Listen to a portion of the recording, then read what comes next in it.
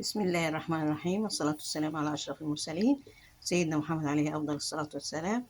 النهاردة هناكله البانيه المقرمش الجميل.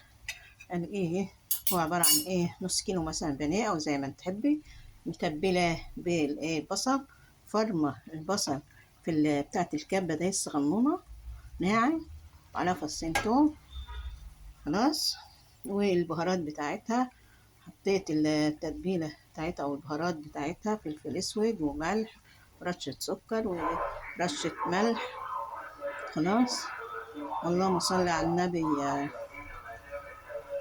بتاع ده 11 بهار، زنجبيل، زعتر، أو زنجبيل وزعتر وحاجة بسيطة كده بتاع ده. اللهم صل على النبي، جوز الطيب.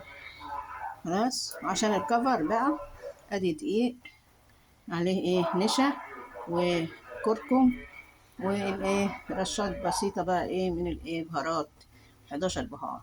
خلاص، انا عملت اهوت والله ناشف، شايفين ناشف ازاي وجميل. بعد ما عملت كده ابني قال لي لا انا مش عايز شايفين مزيكا زي الخشب قال لي لا انا مش عايز بزيت. قلت مش عايز زيت، طيب يبقى هعمله في الفرن. خدتهم وعملتهم كده باقي، حطيته في صينية برضه بالبصل بتاعه.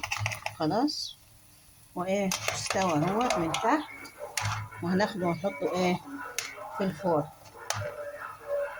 بس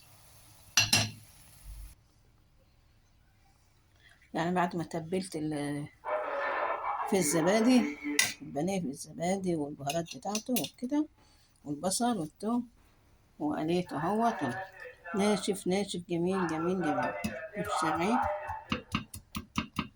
خلاص، انا حطيت بقى الباقي اهوت الله يبين لكم كده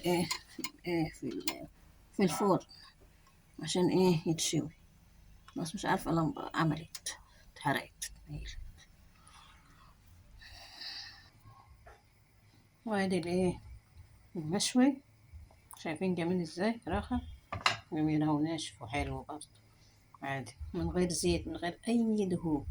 خلاص، اللي هم الناس اللي الدايت، عاملين الدايت.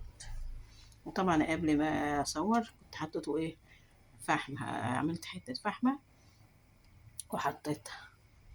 خلاص بقى ريحته جميله، مشوي وجميل. بانيه مشوي، بانيه مقلي، كل اللي تاكليه، اشربي اللي تشربيه، ولا يهمك. ادي خلاص، ادي البانيه المشوي اهوت، وادي البانيه المقلي. شايفين والله جميل وحلو وجميل اهو. ريحته خطيرة وفظيعة. يلا شوفوا وشكم خير، دمتم لنا سالمين. لكم منا جزيل الشكر والاحترام. متنسوناش بقى في الدعم والشير إذا عجبكم. يلا مع ألف سلام. يلا بتعملوه حلو منكم. يلا حبيبي، مع ألف سلام.